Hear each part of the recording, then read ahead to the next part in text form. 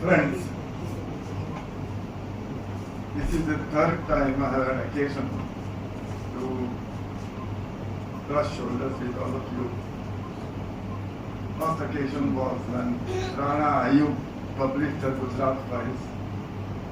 There also I gave a foreword, and she wanted me to be present when the book was being released. The next occasion I remember was Veena Menon's book on the riots.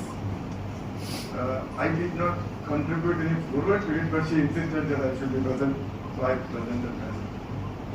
Third is Neeta's. Neeta came to me and very shyly, with a distinct look of embarrassment, said, I have written something, I am prepared to fight, give me a foreword for that. So I looked at her sternly and said, foreword? What foreword? What have you written? Then she said, you want to read the manuscript? I said, of course I have to read the manuscript, without which I can't say what's in it, and then I can't write a foreword. So she said, can I send it to you digitally? I said, yeah, I may be old, but I can still open my computer and read. So, friends, believe me, I read it in a day and a half. Because my wife wanted me to do something else, otherwise I would have finished it one day. I was fascinated by it. And I said, this is the reason why we can't really go around and proudly say that we are a great democracy.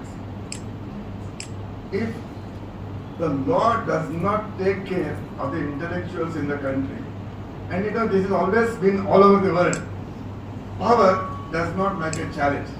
Now the power may be in the hands of a democratic government, a communist government, a Marxist government, or an autocratic government, or an outright Adolf Hitler. Whichever it is, power does not change, does not reckon with a challenge. So if there is a challenge, the challenge has to be somehow silenced. And there are various methodologies, tools employed by power to silence it. And Sanabar was mentioning it, that bail and jail and all that. I think that is the most misunderstood concept in this country as far as criminal justice today is concerned. After all, what is bail? Bail is nothing but an undertaking taken from a prison. Look, theoretically speaking, the prisoner is brought before you, you should finish the trial then and there. That's not possible because of various circumstances. So you have to keep in some way and ensure that he is going to give you an undertaking that he is going to come and attend the trial whenever the trial takes place, because the presence of the accused is absolutely essential in the criminal jurisprudence. So it is just an undertaking. Now, to put conditions, well, the only thing we can object to is when I put you in, enlarge you and bail, don't go around destroying the evidence against you, don't interfere with the witnesses, don't suborn them and things like that. Now those conditions are understandable, but then the laws that we have today, where people are incarcerated for years together with no prospect of the matter being put to trial in any reasonable time frame, and then what is it? It's nothing but punishment for advocating a contrary view. And that is the power which wants to silence any dissension.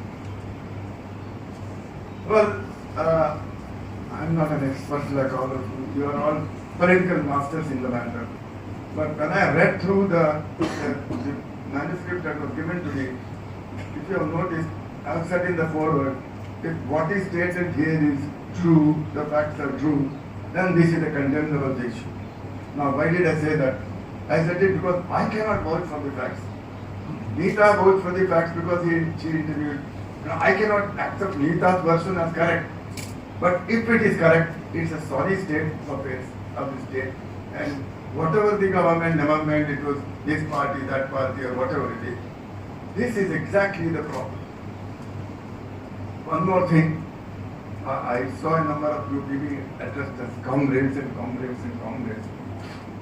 My professor in the law college used to tell me that if you are not a Marxist till you reach the age of 30, there is something wrong with you. And he also said, if you continue to hold Marxist ideas after 30, there is something worse wrong with you. Now, I believe that as far as the first part is concerned, I don't know how many of you have traveled in Russia in the year 1962, when I was hardly 21, a little more than 21, just joined the university.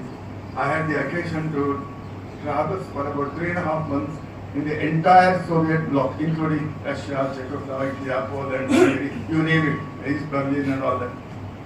And I was very much impressed by the manner in which the communists had improved their economy and brought about a system which would be really appreciated, taking those terms into consideration.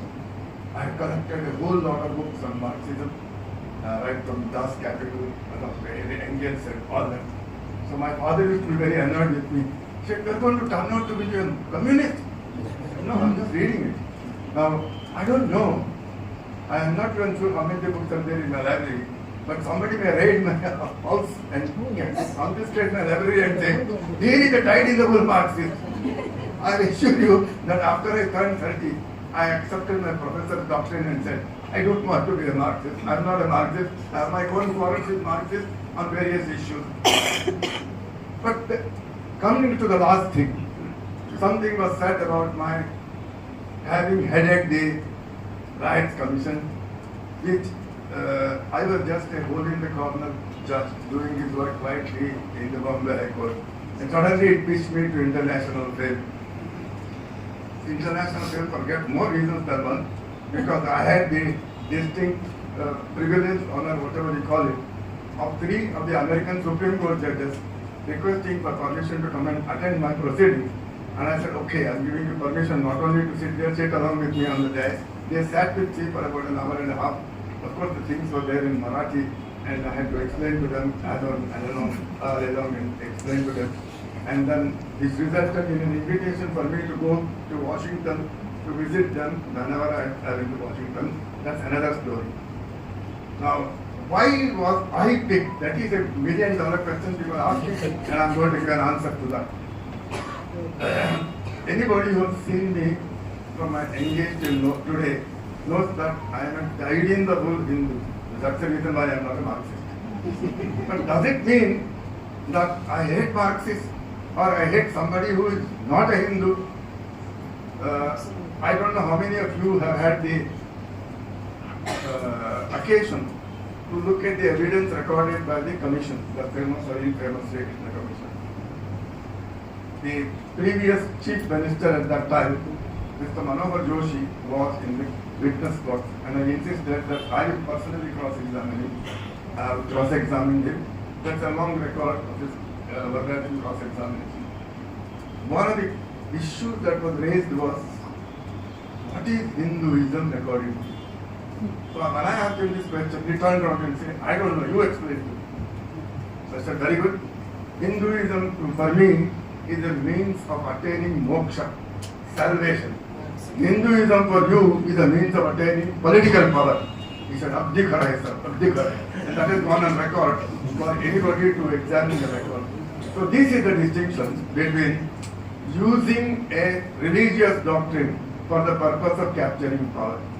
Now, obviously, the person already in power does not like it, and therefore will go to a clash of supposed to be at intellectual level, but will come to physical level, unfortunately today. Now, I'm happy that in the company of good lawyers like SP, and my wife always keeps warning me and said, one of these days they'll throw you in the Tihar jail and not grant you paid at all. I said, don't worry, I've got hundreds of lawyer friends who will come and say, He's the most safe person in this. I don't know, I'm not. Aspi, Safest person. do you know the interview I gave to this Hindu business line? You know the He's equipment themselves by RSP. All right. Anyway, thank you. In the few years that are left to me in this life, I'll be happy if I don't have to sit in the Tihar jail. Let me do the reading sitting at home, not sitting in Tihar jail. Where they subject you to these kind of atrocities which I came across. I don't think I'll be able to laugh that up. Thank you for giving me this pleasure of meeting with all of you. Thank you for Anita for permitting me to write a foreword on an issue that is close to my heart. And thank you all for attending in such good numbers and cheering Neeta that we hope she comes out with her next book. Somebody at some stage will write a foreword for that. Thank you very much.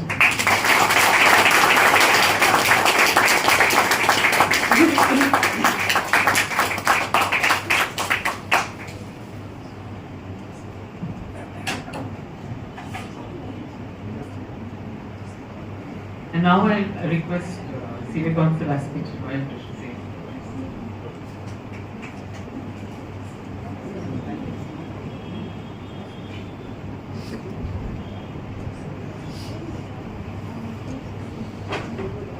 Just Srikrishna, Neeta, and friends. You know, when Neeta asked me to read this book and speak on it, I initially find one of the sad things about the legal profession is your ability to read anything non-legal goes down the tubes. But fortunately, I read it page to page. And I must tell you that I see two aspects which I think are of extreme importance. The book shines a light on two matters: political prisoners and prisoners of conscience, and the absolutely subhuman condition of Indian jails, which we as a people tend not to look at because we think we'll never end up there.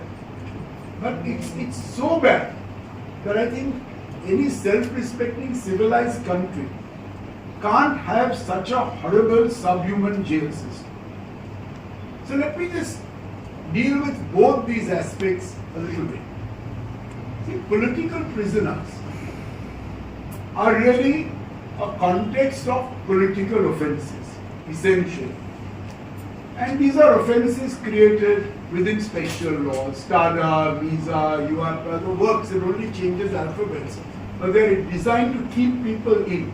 They have special provisions as to burden of proof, special provisions as to bail, designed to ensure that even if you are innocent, you won't come out for 4 to 5 years. And these laws conflate political agitation or support for the poor with terrorism and Naxalism or Maoism. A conflation which then legitimizes in the eyes of the state what they do to these people. These laws provide for a new hierarchy of courts, new procedures, and harsh, brutal treatment in jail. Under these laws, and I'm speaking to the converted in that sense, but I must tell you that people are incarcerated for numbers of years, denied bail, for what? For holding or propagating political beliefs, for standing for the rights of the poor and marginalized, especially Dalits. The methodology undoubtedly seems to be to chill and stifle dissent and social activism by using special laws, prolonged detention without trial to deal with such political activists. It's a digression. And since so many of the Bhima Koregaon people are here, it's like carrying coals to Newcastle. But just let's understand what are the type of people who were put behind bars for all these years in Bhima Koregaon. Gautam Navlakha, journalist, president of the People's Union for Democratic Rights, associated with the economic and political people. Sudha Bhardwaj, advocate, Chhattisgarh High Court, a US citizen who came back to help and practice here for marginalized people, teaching at the National Law University, Delhi. Varavara Rao, Hyderabad, political worker, commentator, renowned poet, professor of English and Telugu literature. Arun Ferreira, practicing as a lawyer. Vernon Gonzalez, gold medalist from Bombay University in Commerce, accounts officer at Siemens, lecturer of accounts in Maharashtra College. Do these people look or sound like terrorists to you? I ask myself, it's almost amazing. It's only in our system that you can give a dog a bad name and hang him with it. The consistent pattern and history is of the police targeting human rights activists, incarcerating them by foisting baseless or so weak cases that they know are never going to survive trial. The targeted persecution is meant to strike fear amongst human rights lawyers, activists and writers to deter them from doing what I think law, justice and their conscience requires them to do. And it doesn't deter the police or the state that you invariably get acquitted. Just listen to this. Mr. Varavara Rao was implicated in 25 cases. 13 ended in acquittal, 3 in discharge, and 9 in the withdrawal of prosecutions. Not being convicted in any case, and he's 79 years old. Arun Ferreira acquitted in all 11 cases in which he was implicated. Vernon Gonzalez acquitted in 17 out of 19 cases in which he was accused. A discharge application pending in one and an appeal against conviction in another. So it doesn't bother them that you are ultimately not going to get convicted, because the object is not to convict you. The object is to detain you and chuck you into a hole from which you won't emerge for 5 years. Let's be very clear about this.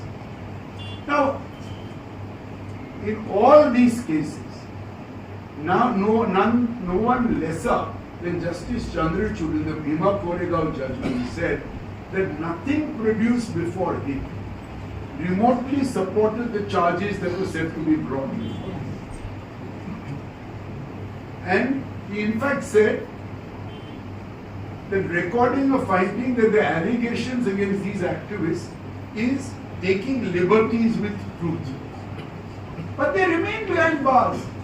Judgments come and go, judges come and go. The state is so omnipresent that no matter how innocent you might be, no matter what you have, you'll be there for 5 years. And that's a chilling factor. Now I come to the second part, because that's very important. All of us, I definitely, associate jails with criminals. And did not give, I would say, much of a second thought to the way people are treated once they are in jail. Possibly, the only positive consequence of this system of incarceration is that with the incarceration of these political activists who are educated, articulate, and have an ability to tell us of their experiences in jail, it forces us to focus on the absolutely atrocious state of Indian jails, which we tend, see, let us understand, most of us survive by not looking at things we can't hope. One of which is what happens behind bars. So we live our lives, we hope we'll never go to jail, and we try not to look at what happens in a jail.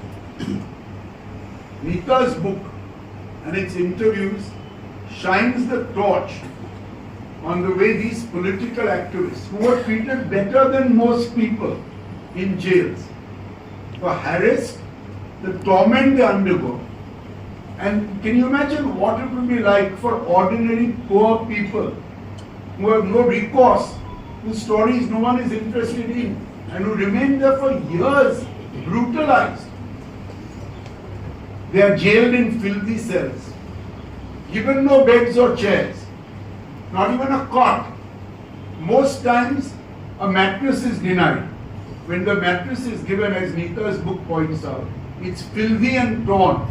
You have great difficulty in sleeping on it. The amount of space you have in a cell is just enough for a body to sit like a sardine next to each other. Mr. Teltumbe had to approach the court for a mosquito net at the Taloja jail. Vernon Gonzalez contacted dengue because they wouldn't give him a mosquito net. You remember Father Scan, you have to go to a court to ask for a sipper and a straw. I mean, if anything is an indictment of our system, this itself is adequate. To say that the jail system is broken and substandard is an understatement. It's hell. And we look not at the hell because we hope we'll never have to go there. But I think this book makes it important. You have to look at it.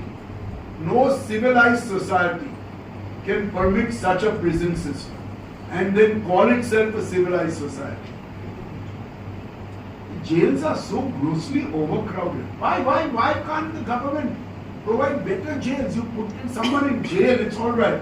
But you don't have to treat him like it's a concentration camp and worse. And we are all appalled at the condition of the German concentration camps. Why don't we have a look at Taloja or Yerawada or Tihar and see how bad it is? It borders on a concentration camp. The food is filthy, it's unhygienic, it's inadequate. You are made to sleep on the floor.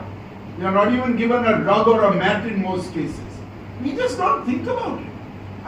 When I read it, of course I knew things were bad, but I realized how bad it was when I read this book. And I think that does great tribute to shining the light on this. If we fail to look at it and try to do something about it, we deserve in time to be condemned in it. I would only say, because I don't want to overstay my welcome also, that, we live in a peculiar society where we try not to look at that which we cannot cope with. And we carry on day to day on that basis. But the problem what hell holds is they come home to you if you don't go to them. Maybe it doesn't come home today, but it will come home tomorrow. These sort of things, if you look back at society and histories, these problems don't go away because you don't look at them or do something. They increase in magnitude.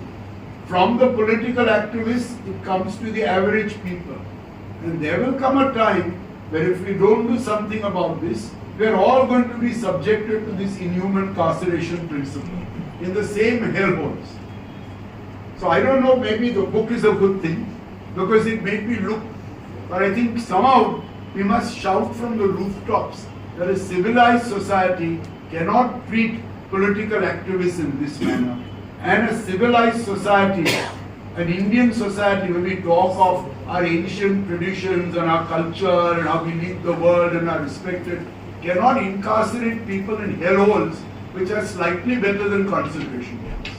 That's about what I was. Thank you.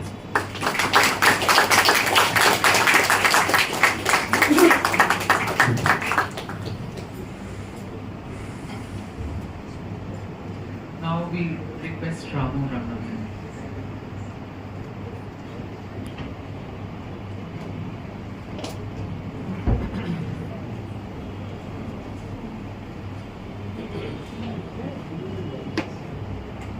So this is a bit daunting after both of them. Like Justice Srikrishna, I too have been part of multiple book launches. And like Justice Srikrishna, the common link for all my book launches, whether it is Vivi's book launch, Arun Ferreira, Dr. Teltumde, the present one, Edward Boliano, is Susan Abraham. I always get a call from her and that's how it begins.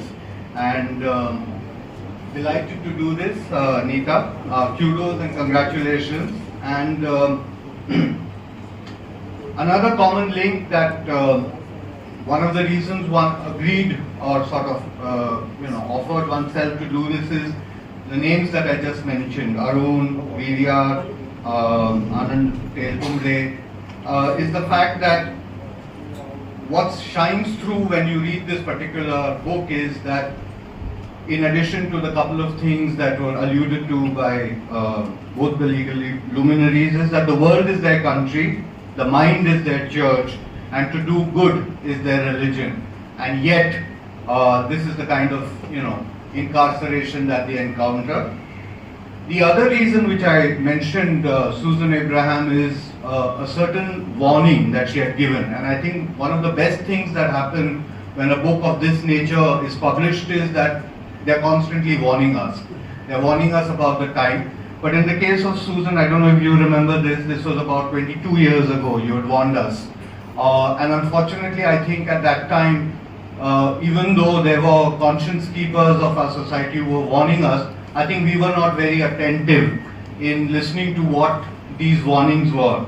And I'm just going to paraphrase because I'd written it down. You said it matters not the size of power. This was in connection to how omnipotent and how omnipowerful, the regime is. So she said, it matters not the size of the power, we constantly need to be vigilant. The rights of man will never be defended by governments.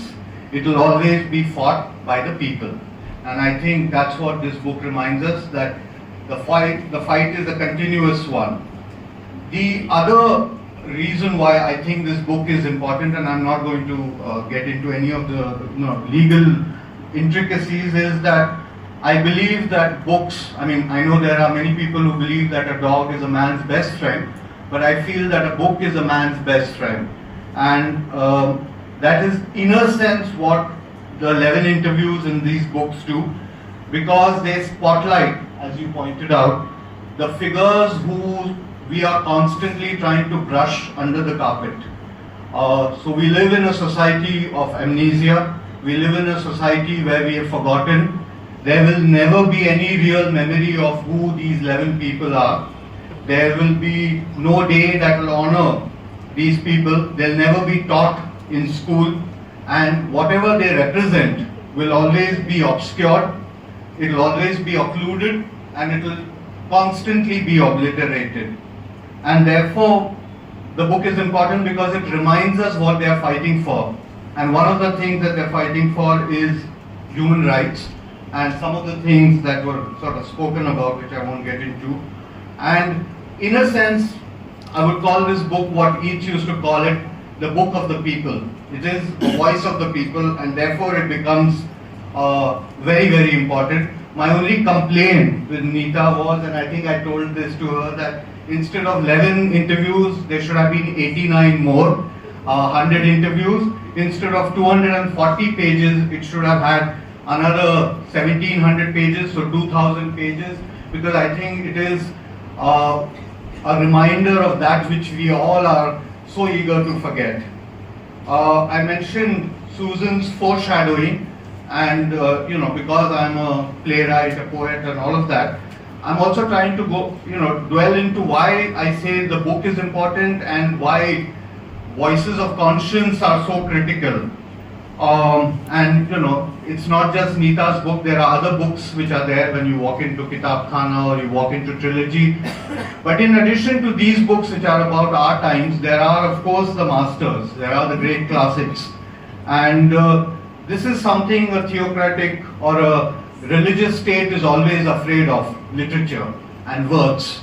Because words can topple regimes and literature can topple tyrants. And that is something that they always fear, which is why whenever a book like this, big, small, is published, there is always jitters. Anyway, something very interesting happened. When I got this book, courtesy Nita and the publisher, I simultaneously was also reading something by a gentleman called Joseph Frank. Joseph Frank, for those of you not aware, is a literary critic. He has written a short biography on someone called Fyodor Mikhail Dostoevsky, who used to be one of the greats in the 19th century. The interesting thing about Joseph Frank is his biography on Dostoevsky is 5 volumes, totally 5 volumes. So something interesting was going on. I was reading this book in the morning, and before going to bed, I was reading Joseph Frank on Mikhail Dostoevsky, and somewhere I began to realize that the two worlds were in a way clashing and colliding. So imagine 19th century Russia, there is the Tsar, there is serfdom, there is illiteracy, there are people being jailed because they are being under surveillance, and of course the net result of all this is that a very young Dostoevsky, like a lot of people in the book, goes to prison at the age of 23, 24. This is 1948, 1949 Russia. So he goes into prison, and the first 1 year he is in a prison in St. Petersburg. And when I was reading that, and I was reading some of the other accounts about what is transpiring in Tihar or in Taloja or in Andas, I realized what Dostoevsky went through for that 1 year in St. Petersburg is very similar to what was happening now. The parallels were sort of the very things that you are talking of, inhuman conditions, oppression, etc. Then after that first year, during which as an intellectual he held his head high, he did not rat on any of the other comrades, he did not speak in spite of the brutal sort of torture and everything else that was going on. He shifted to Siberia, and in Siberia is put into prison, and like all political prisoners of that time, he's shackled. And he stays there for 4 years. The only good thing that happens with Dostoevsky in those 4 years is that he suffers from something called epilepsy, and in prison, for some strange reason, that epilepsy disappears simply because of the shackles and his fear of the hardened criminals who are surrounding him. And after that, another 4 years of military service. And you just begin to realize that as a human race, as human civilization, the world is our country and all of that, that not much has really changed. And it is thanks to the genius of, people like Dostoevsky that we understand something about what the human body and the human mind went through. But there were two very, very specific reasons why Dostoevsky goes to jail. And again, you see the parallels between the Tsar then and what is transpiring now. And you begin to realize two things, that human society is moving in cycles, and number one. And number two is the degree of oppression. It hasn't lessened, it has just, a multifold time multiplied. So there was a gentleman called Belinsky. Again, he's very, very important for 19th century, understanding of 19th century literature. He's as important to all the great Russians of the 19th century as Adorno was to the left bank French intellectuals. And one of the things that Belinsky did at that time was he wrote a letter to Gogol. Gogol was one of the greats who wrote, The Overcoat, which is rated as the best short story, blah, blah, blah. But Gogol also wrote something where he, in a way, pardons Tsarism and equates the theocratic state to what is happening in Russian society. And at that time, Belinsky writes this letter, which is a powerful indictment of serfdom then. Please imagine that at that time, 90% of Russia is under slaves. And again, you begin to realize who is raising the voice about what and why people go to prison. And so, Gogol's assertion was basically that the Russian people are the most religious in the world. And Belinsky countered that in this famous letter of his, that the Son of God is a moral revolutionary and Christendom is actually a socialist religion. And how Christ was a socialist and all of that. And this clash happens, and this letter is read out by Dostoevsky. The moment he reads this letter out, he is sort of called all the things that the 11 political prisoners who Nika has interviewed are sort of, talked about.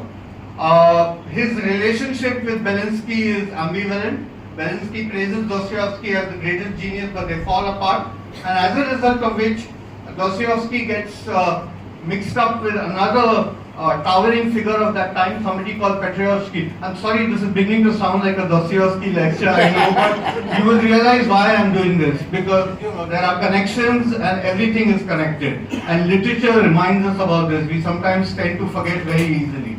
So Petrovsky was the creator of a secret society, and there were basically 4 things that he was combating against.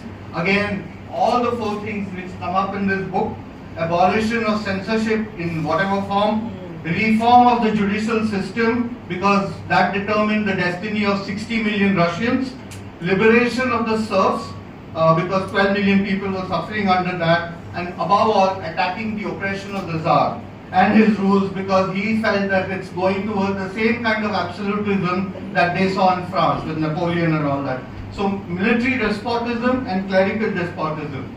And of course, Dostoevsky is a very, very important part of the secret meeting. There are about 16, 17 meetings. And again, parallels, because there is a gentleman by the name of Antonioli. He's a he's a police spy, and he has the best reports about all these meetings. And even today, you alluded to the USSR. If you go to the Moscow library, you get the documents of every single thing, who ate what, who smoked, who argued, etc. about these 17 meetings. And again, very similar to this book, on April 22nd, there's a meeting which is convened, and in the usual Russian style, there is a banquet, everybody gets drunk. Dostoevsky goes home, and then at 4 in the morning, when he enters his house, there is Antonio Lee and the police system waiting there, and of course he's immediately taken to that cruel, oppressive jail which is in St. Petersburg. I think 2-3 things. One is Dostoevsky learned important lessons through this entire exercise, and one of the things, if you see what he wrote prior to his prison experience and prior to his post-prison experience, you will realize that he is constantly giving us the lessons. And again, it's the same thing. Lessons, lessons, lessons. There are always lessons. His experience in jail, for those of you who are interested in Russian literature, is a book called, in English it's translated as Notes of the House of Dead, which is basically about his experience in the St. Petersburg jail and what happens in Serbia. And if I copy-paste paragraphs from that particular book and I insert it in the interviews of this, it's identical. Nothing has changed. And Dostoevsky realized that, and that's the kind of story that he's telling. The other thing that he realized is something that in India we understand very well, which is कि हमारे यहाँ रूपक reality हो जाता है. The myth is the real, all right. And if you see what's happening with the Mahakumbh, where you have millions of people going in for the dip, they are essentially going to take a dip in a river where there is supposed to be a third river. So you have two rivers joining and the third river, which is the Rupak. Dostoevsky also realized that. So he realized that if I have to talk about serfs, I have to talk about the Tsar, I have to talk about abolition, I have to tell these myths differently and in a better and a superior way, because ultimately that is the thing that will remain with the... And like the 11 interviews discuss, he discusses the concepts of right. That the rights belong to everyone. And if you read everything else that he wrote after that, The Idiot, The Brothers Karamazov, you will see that what he is constantly underlining is that there is no notion of divine rights, that there is no divine right for kings, rulers, bishops, priests, and there are likewise in today's time what this book is telling us, there are no divine rights for people in power, governments and regimes. So again, the same parallel to that of Dostoevsky. The book is cautionary tale, and I strongly advocate that all of you please purchase a copy of that. It's about seditious usurpations, but there is hope. And the reason I say hope is when I sort of turn to the last page is that one of the mistakes, and I think that's the lesson Dostoevsky teaches us and Nika teaches us through these 11 interviews, is that one of the mistakes that people in power make is that they consider whoever they imprison to be weak, or they consider them to be stupid. The British Empire paid a very high price for this folly. The question that remains at the end of the book is, what is the fate of the present dispensation? And that's the question to ask. So thank you very much for doing this. My only hope is that like Joseph Frank had volume 1, volume 2, volume 3, volume 4, volume 5, we will also have volume 2, volume 3, volume 4 and volume 5.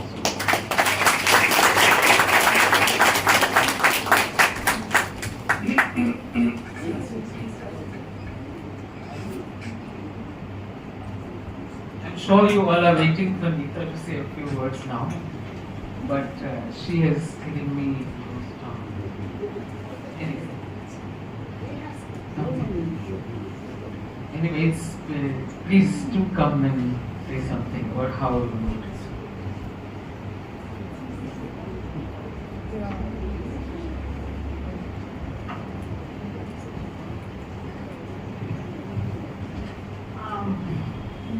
When I started writing these interviews, I really had to thank Reader because they gave me a platform which was completely free.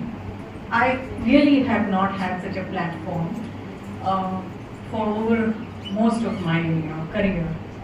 They did not interfere, they did not edit a word, and they were not just these interviews, there were many others. They gave me the freedom for long form writing, and they gave me the permission. So when my friends goaded me to write this book, not this book, they said you have to write, and I till then used to believe that anyone and everyone is writing, so what am I going to contribute? So then I thought that can I put these interviews together But there is one thing that I wanted to do. It is a very important point that I realized.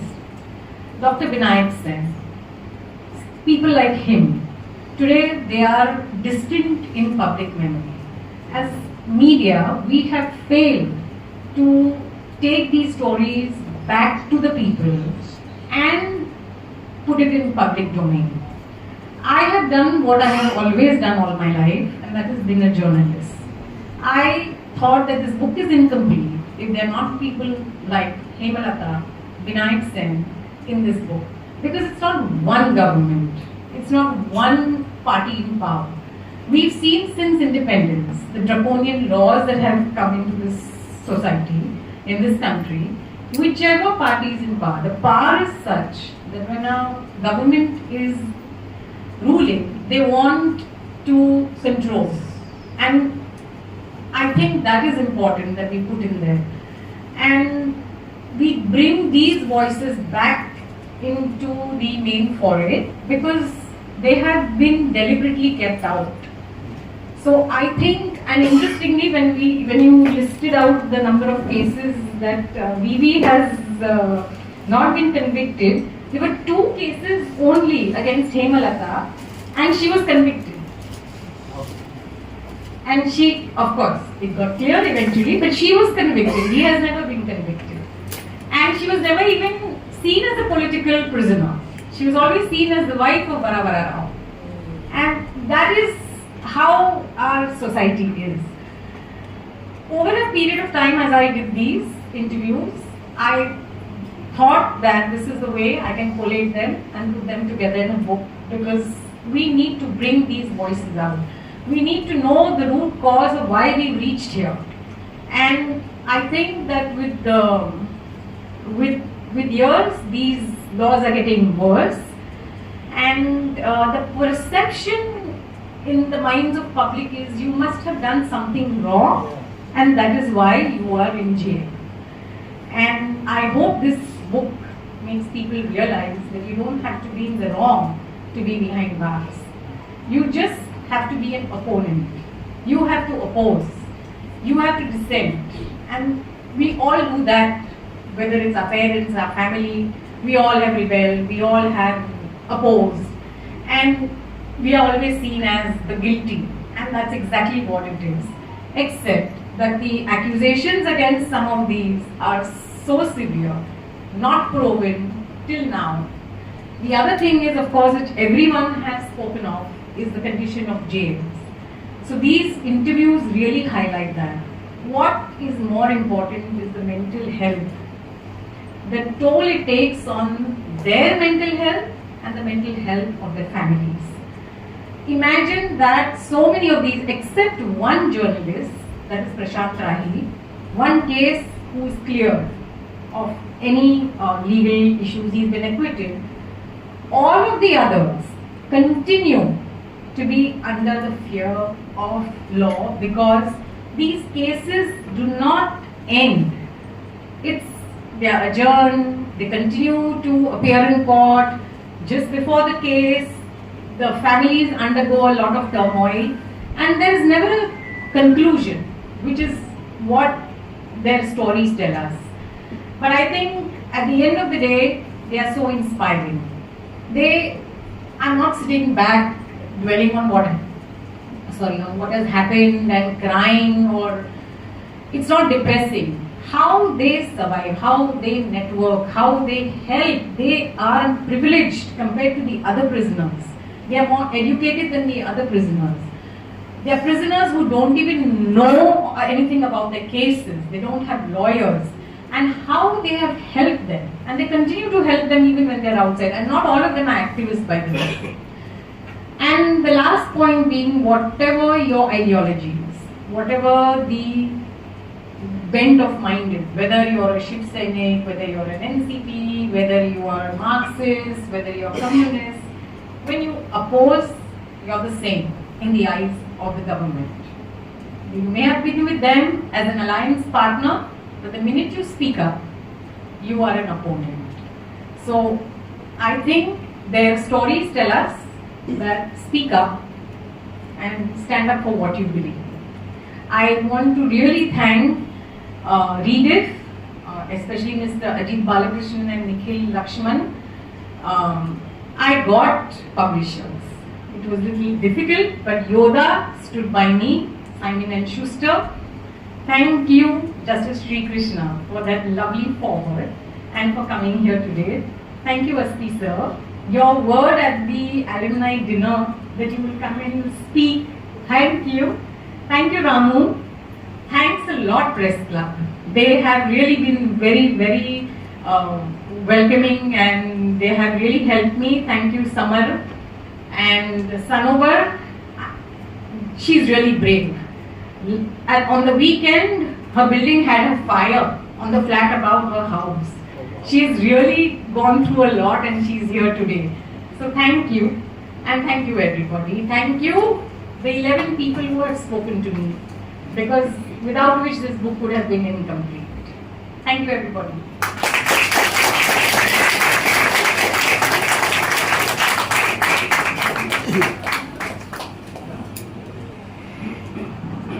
There are copies of Neeta's book available outside. You can purchase if you haven't done already, and you will get the signature, her autograph on it also dedicated to you. And I thank everybody, Justice Srikrishna, Council Aspi Chinoy and Ramu and Nachiket and Press Club people for being so good as to host this whole book launch of Neeta's. And I think that after listening to all of them today, I'm sure you all will be inspired to stand up for the release of political prisoners and for the improvement, to make the jails of India much more livable and civilized. Thank you so much for coming.